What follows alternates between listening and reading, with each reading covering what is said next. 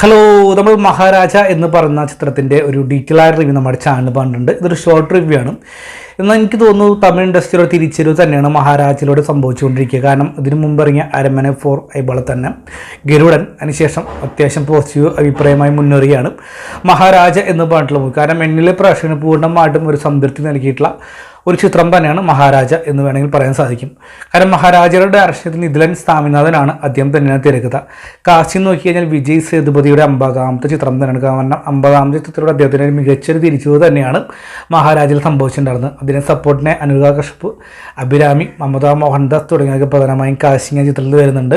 ഓരോ വ്യക്തിയിലും മികച്ച പ്രകടനം തന്നെയാണ്. നമുക്കറിയാവുന്ന ടീസറിലും ട്രെയിലറും എന്താണ് മഹാരാജ എടുത്ത് കാണിക്കാൻ വേണ്ടി ശ്രമിച്ചാൽ എന്തായിരിക്കും എൻ്റെ സ്റ്റോറി എന്ന് നമുക്കറിയാൻ സാധിക്കും. കാരണം വെറും ഒരു സാധാരണക്കാരൻ അവസ്ഥ അല്ലെങ്കിൽ മികച്ച ഒരു പ്രകടനത്തിലൂടെ മാറ്റിമറിയാൻ ചാൻസ് ഉള്ള ചിത്രം തന്നെയായിരിക്കും മഹാരാജ എന്ന് വീണ്ടും വീണ്ടും ആവർത്തിച്ച് പറയാണ്.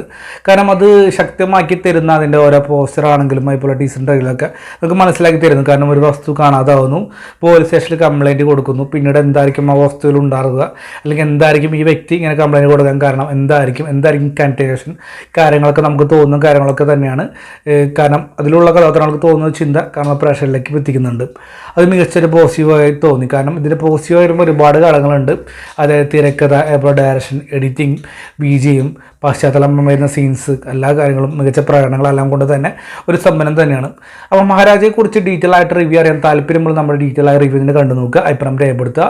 എന്തായാലും വിജയ് സേതുപതി തിരിച്ചത് തന്നെ ഒറ്റ വാക്കിൽ പറയാൻ സാധിക്കുന്ന ചിത്രം തന്നെയാണ് മഹാരാജ. ആ വീഡിയോ സപ്പോർട്ട് ചെയ്യുക. അതായിരിക്കും. Bye bye friends.